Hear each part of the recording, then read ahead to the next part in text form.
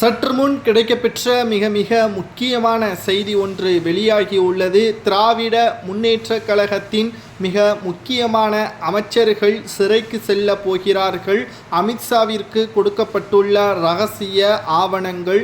நேற்று டெல்லிக்கு சென்ற எதிர்க்கட்சித் தலைவர் எடப்பாடி பழனிசாமி அவர்கள் அதிமுகவின் அலுவலகத்தை பார்வையிடுவதற்குத்தான் சென்றுள்ளார் என்று பலரும் தெரிவித்தார்கள். எடப்பாடி பழனிசாமி கூட இதைத்தான் தெரிவித்தார். திடீரென்று எடப்பாடி பழனிசாமி அவர்கள் உள்துறை அமைச்சரை சந்தித்தார்.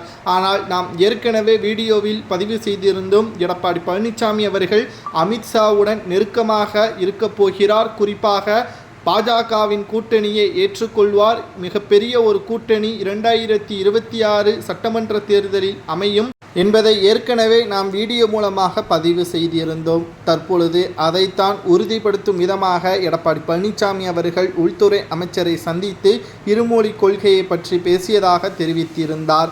ஆனால் உண்மையில் நடந்தது என்ன? அதாவது அதிமுக வெற்றியடைய வேண்டும். குறிப்பாக OPS அவர்கள் அதிமுகவிற்கு குடைச்சல் கொடுத்து வருகிறார். நீதிமன்றத்தில் வழக்கு தொடர்ந்துள்ளார். இரட்டை இலை சின்னம் முடக்கப்பட்டால் நிச்சயம் மீண்டும் திமுகவை ஆட்சிக்கு வரும். இது மிகப்பெரிய ஒரு சிக்கலாகவே அமையும் என்பதை கருத்தில் வைத்துதான் உள்துறை அமைச்சரை சந்திப்பதற்கு ஏற்பாடுகளும் செய்யப்பட்டது. அண்ணாமலை அவர்கள் முன்கோபக்காரராக இருக்கிறார். இதனால் தான் கூட்டணியில் இருந்து முறிவு ஏற்பட்டது என்பதையும் அண்ணாமலை பற்றியான சில தகவல்களையும் தெரிவித்திருந்தார். அனைத்தையும் சரி செய்வதாகவும் உள்துறை அமைச்சர் அமித்ஷா அவர்கள் எடப்பாடி பழனிசாமி அவர்களது அறிவுறுத்தலின் அடிப்படையில் பல தகவலையும் தெரிவித்திருந்தார்.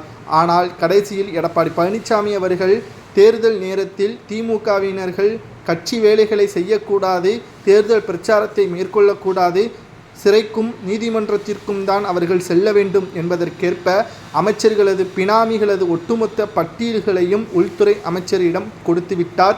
இனி அமலாக்கத்துறை அதிகாரிகள் பார்த்து விடுவார்கள். சுமார் 14 அமைச்சர்களது பினாமிகளை பட்டியலிட்டு எடப்பாடி பழனிசாமி அவர்கள் உள்துறை அமைச்சர் அமித்ஷா அவர்களிடம் கொடுத்துவிட்டார். இன்னும் 12 மாதங்கள் தான் இருக்கிறது சட்டசபை தேர்தல் நடைபெறுவதற்கு. 3 மாதத்தில் அமைச்சர்கள் அனைவரும் திணறப் போகிறார்கள். நீதிமன்றத்திற்கும் காவல் நிலையத்திற்கும் தான் இவர்கள் அலைவார்கள் என்பதையும் இதன் மூலம் நம்மால் பார்க்க முடிகிறது.